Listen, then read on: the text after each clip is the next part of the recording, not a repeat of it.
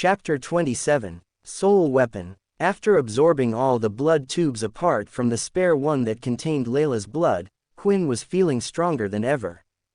Name: Quinn Talon. Race: Halfling. HP 15 out of 15. EXP 110 out of 200. Strength 12. Agility 12. Stamina 11. If Quinn's body before was that of a top athlete in the past, then Quinn now surpassed the capabilities of regular human power. But he was still weak compared to those with an ability. Lucky for Quinn, it seemed like Riley and the other two students weren't very good fighters. In Quinn's old school, he would get into fights all the time regardless of what ability they had. He saw how the others got bullied more than him, while the bullying for him lessened because they knew he was a target that would bite back. But because of this, Quinn managed to get a good grasp on how people fought and a good grasp on different abilities. If Quinn was to face a level 2 user who was good with their ability like Layla, at this point it was still most likely he would lose. What Quinn needed more than ever was more skills he could use. Blood Swipe was great, but it only had a distance of 5 meters and it took away his health.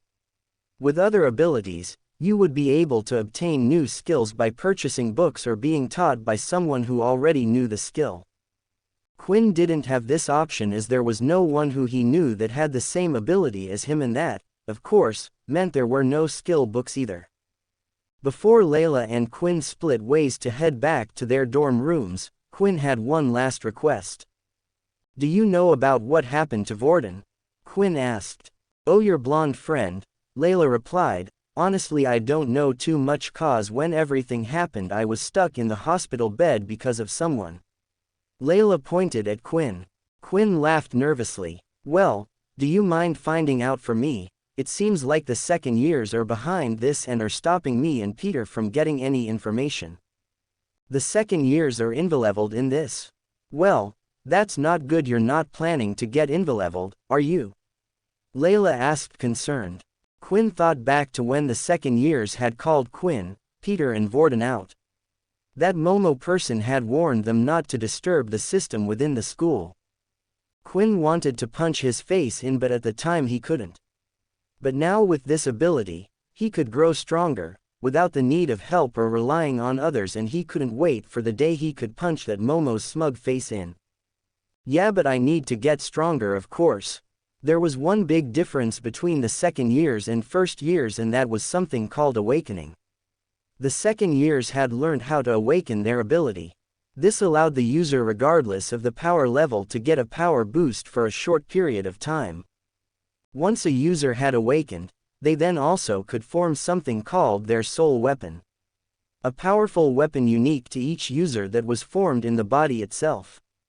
This was different from a beast weapon, as a beast weapon could be used by anyone. After finishing everything he needed to do with Layla, the two of them split up, and Quinn said he would contact Layla via his watch when he needed her. Quinn also kept the test tube containing Layla's blood on him. What he needed to do now was figure out how long his body could go without needing blood. If Quinn was to go out on a mission or through a portal to another planet, there might be times where Quinn wouldn't be able to contact someone for a while.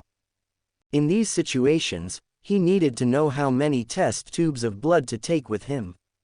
So, for now, Quinn would do his best to avoid blood until the system message appeared again. If he fought anyone along the way, he could keep their blood for after. He didn't want to waste any precious stat points after all. Quinn headed back to his dorm room where Vorden and Peter were still practicing their Earth abilities. "I did it! I finally did it!" Peter shouted. Peter held a small round solid lump of mud in his hand. As he moved his hands, he was able to change the shape of the mud. He turned it from a ball into a long staff. Then back into a ball again. "The only problem is, as a level 1 user, you will need to keep some type of mud on you at all times," Vorden explained. "Perhaps it's best you keep it as a round staff and carry it around with you, then you will always have something to take with you." Vorden then grabbed the mud and started to demonstrate. He did the same thing as Peter and started to change the mud ball into different shapes. But the difference between speeds was noticeable. While Peter took a long time to form the shape he wanted, Vorden was changing the mud in seconds. "Wow, is this cause you're a level 5 user, Vorden?" Peter asked. "No, this is something you should be able to do as well, it just takes practice. When I copy someone's ability, I also copy whatever power level it is at. So everything I can do with this mud you should be able to as well." Vorden then turned the mud ball into a sharp dagger and placed it up against Peter's neck. "See, not so useless after all."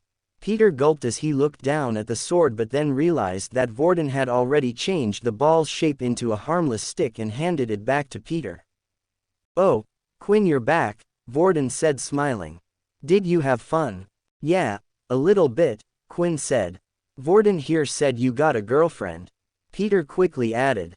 "What?" Quinn said. "You know that girl that was with us at the testing that time?" "Oh, her? No, we're just..." Quinn started to think about what his relationship with Layla was. He wouldn't exactly call them friends, and they defiantly weren't lovers. Layla did almost everything Quinn asked without answers. It was almost a master and servant relationship, but if Quinn said that, they would defiantly get the wrong idea. "We're just acquaintances. I was talking about how she got to use her weapon and discussing what classes to take since I won't be going to the elemental class with you two." "Oh, so you finally decided then?" Peter asked. "Yeah, I'm going to join the beast weapons class."